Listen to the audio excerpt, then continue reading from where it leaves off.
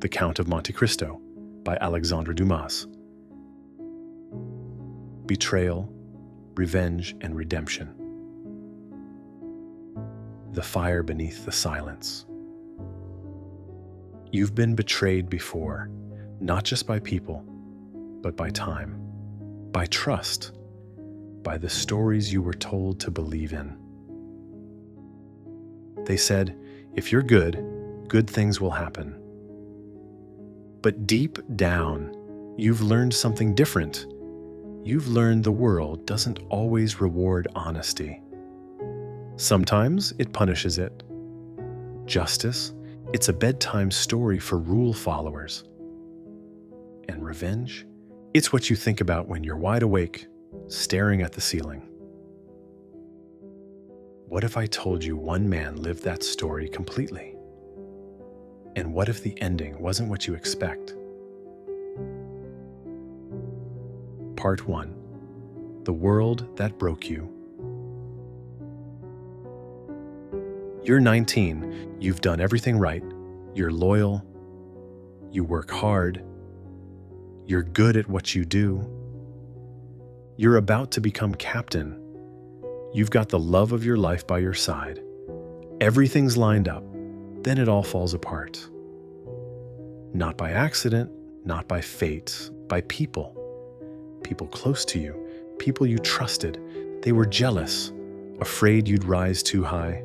So they lied, and they made sure you'd disappear. That's how the Count of Monte Cristo begins. But it's also where a part of you begins. The betrayal, the isolation, the feeling that the world just stopped making sense. And the prison.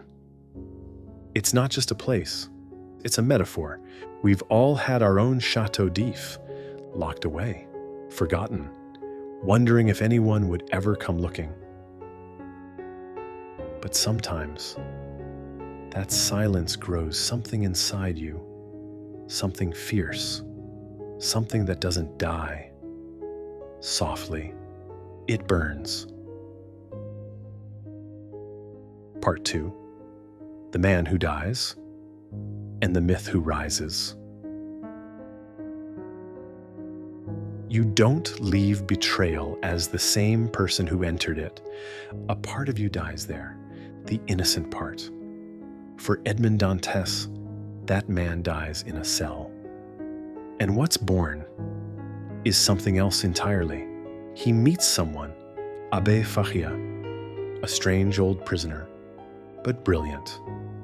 Faria gives him something more valuable than hope. He gives him knowledge, languages, science, philosophy, and a treasure map.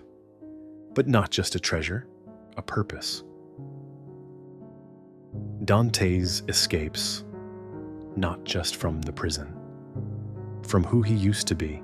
He's reborn, not as Edmond Dantès, but as the Count of Monte Cristo. A new identity, a myth, a shadow with memory. And you feel it, that shift, that question. What if justice was in your hands now? Part 3. Revenge is a language. You've heard the phrase, revenge is a dish best served cold. But real revenge, it's more than that. It's not about anger anymore. It's a craft, an art. It's patience, it's studying. It's knowing exactly where to press and when. Dantes doesn't come back swinging. He comes back silent, powerful, in control. He learns their secrets, every weakness, every mask. Then he pulls the threads, one by one, Danglars, Villefort, Fernand. He doesn't just punish them. He breaks their illusions. He lets them fall by their own hands. And we as readers cheer, because deep down, we want to see it. We want the balance restored. But even as you're clapping, something in you whispers, what's this going to cost him? Part 4. The Price of Becoming God. Revenge feels powerful, but it changes you. It doesn't just scar the ones you aim at. It scars you too. Dantes begins to lose sight of the line between justice and cruelty. He punishes the guilty, but he also hurts the innocent, people who never meant him harm. Collateral damage, he becomes the hand of fate. But he starts to wonder, am I becoming what I hated? He says it outright. I am not God. I do not have the right to punish. That moment hits like a mirror. You start to see it too. That line you swore you'd never cross, it moves. And before you know it, you don't recognize yourself anymore. Part 5. Mercy as Revolution.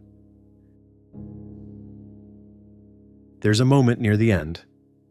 Quiet, easy to miss. Dantes has one more enemy to destroy. He has the chance, the plan, the power, but instead, he stops, he forgives. Not because the man deserves it, but because he does. Because he doesn't want to live in the fire anymore.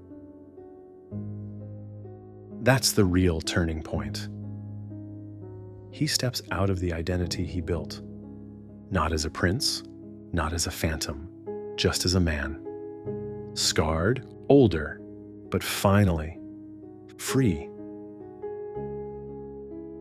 Part 6. What this story leaves behind. You've carried your own betrayals. You've imagined revenge. You've played out the perfect speech. The moment they finally see what they did, you know how tempting it is, how clean it feels in your mind. But real revenge, it never feels the way you think it will. It's cold, it's brief, and it doesn't always heal what's broken. The Count of Monte Cristo doesn't lie to you about that. It doesn't glamorize revenge. It shows you the full thing. The rise, the fire, the cost, and maybe the chance to walk away. You don't need to be passive, but you do need to be careful. Because the same fire that sets you free can consume you. Maybe freedom isn't getting even. Maybe it's getting out. Final words. The quiet resurrection. So here you are, not broken, not whole, somewhere in between. Still burning a little, still healing. Let that fire light your way. But don't let it define you.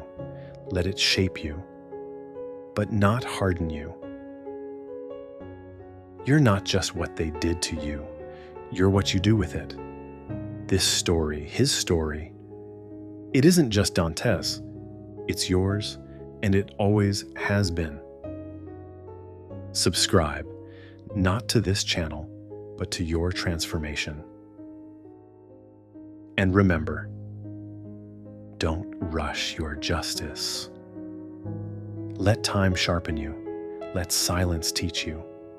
When you rise, let it be deliberate, not out of spite, but out of purpose.